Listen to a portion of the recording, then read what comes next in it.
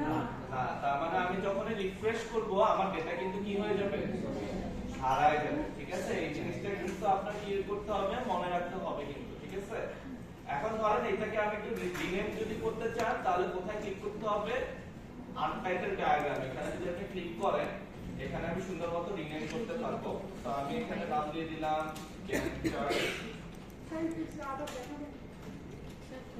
Just এখানে click করছিলাম। ঠিক আছে, উপরের একদম কর্নারে গিয়ে ক্লিক করলে এটা রিনেম করা যায়।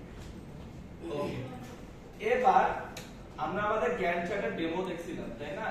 তো সেখানে দেখছিলাম যে এক্সিস বসাইতে হয়। তাহলে এখানে দেখুন তো আমার কোনটা সিলেক্ট করা উচিত, লাইন, তাই না?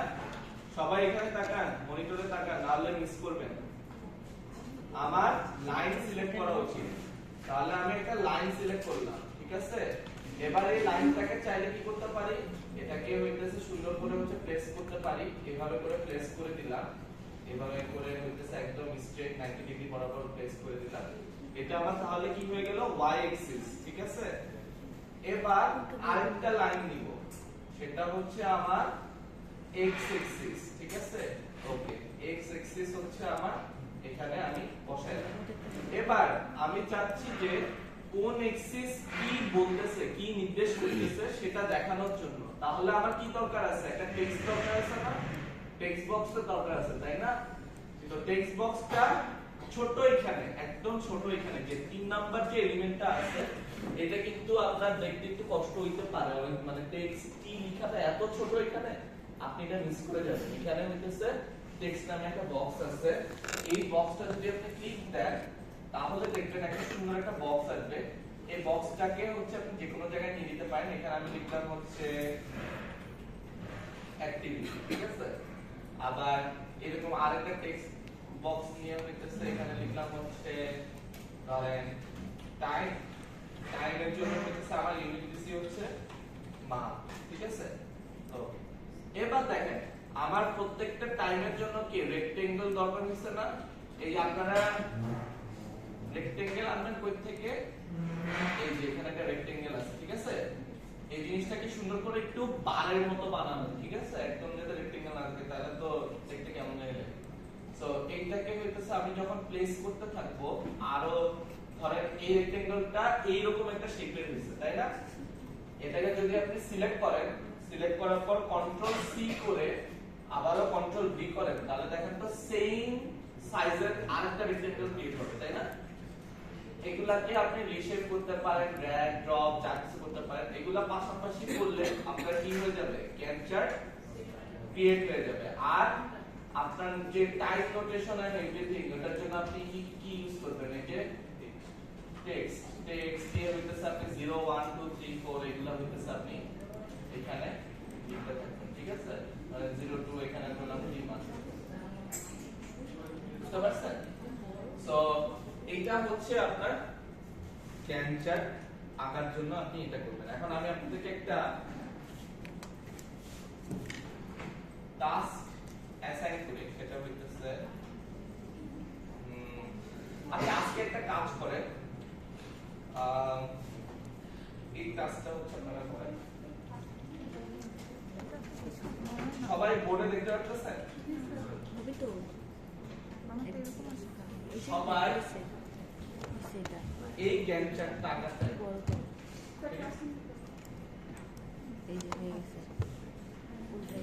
সবাই প্রবলেম টাইপে এই গ্যান্ট চার্টটা আঁকার জন্য ট্রাই করেন। যাদের পিছনে দেখতে সমস্যা হচ্ছে একটা ছবি তুলে নেন।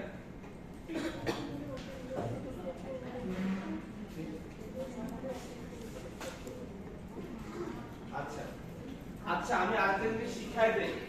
এই যে দেখেন, সবাই একটু ভালো করে তাকান যে ফাইল কিভাবে সেভ করতে হয়। দেখেন এই যে এইটুকু আমি আঁকলাম না, এটাকে যদি আমি সেভ করতে যাই ফাইলে ক্লিক করতে হবে। ফাইলে ক্লিক করলে আপনি এখানে সেভ এজ অপশন পাবেন। ঠিক আছে, সেভ এজ এ গিয়ে আপনি এখান থেকে সিলেক্ট করতে পারবেন। এখানে ড্রাইভ বাই ডিফল্ট কোথায় থাকবে, গুগল ড্রাইভ লেখা থাকবে, কিন্তু আপনি গুগল ড্রাইভে তো আপনার দরকার না, আপনার লোকাল ফোল্ডারে ডাউনলোড করতে হবে, তাই না? তাহলে এখানে কোথায় কি সিলেক্ট করবেন, ডাউনলোড। আর এই ফাইলটা যদি আমি ওকে করি তাহলে আমার এরকম একটা ফাইল কোথায় সেভ হয়ে যাবে, ডাউনলোডে। ঠিক আছে, তো আমি পাশে একটা নতুন একটা উইন্ডো খুলি। ঠিক আছে, draw.io। এখন দেখেন, এখন আমার এখানে কি কোনো রকমের ড্রয়িং আছে? না। আমি যদি এই আবারও ফাইলে গিয়ে ইম্পোর্ট ফ্রম ক্লিক করি, ইম্পোর্ট ফ্রম থেকে আমি কোথায় দিব? ডিভাইস। ঠিক আছে, এটা দেওয়ার পরে আমি কোথা থেকে ডাউনলোডে গিয়ে আমি হচ্ছে আমার ওই যে draw.io আছে ফাইলটা, এটাকে যদি সিলেক্ট করি তাহলে দেখছেন আবারও আমি এখানে কি করতে পারবো? কাজ করতে পারবো। বুঝতে পারছেন ফাইল সেভ করার কাজটা? আবার আপনি চাইলে এটাকে পিএনজি আকারেও সেভ করা যায়। ঠিক আছে, পিএনজি আকারেও সেভ করতে হবে। লাইক সেভ এজ এ যদি যায়, সেভ এজ এ গিয়ে আপনি যদি এখান থেকে হইতেছে এডিটেবল বিটম্যাপ ক্লিক করেন পিএনজি, তাহলে এটা একটা ছবি আকারে সেভ হবে। ঠিক আছে, আগে আপনাদেরকে দেখাই।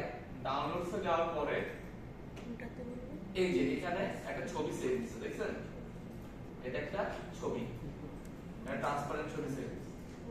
ঠিক আছে, তো আমরা হচ্ছে ফাইল সেভিংটা এভাবে করে থাকি। যদি আপনি এক্সএমএল সেভ করেন, এক্সএমএল ফাইল সেভ করেন, তাহলে পরবর্তীতে সেটা আবার ইম্পোর্ট করে এডিট করা যাবে।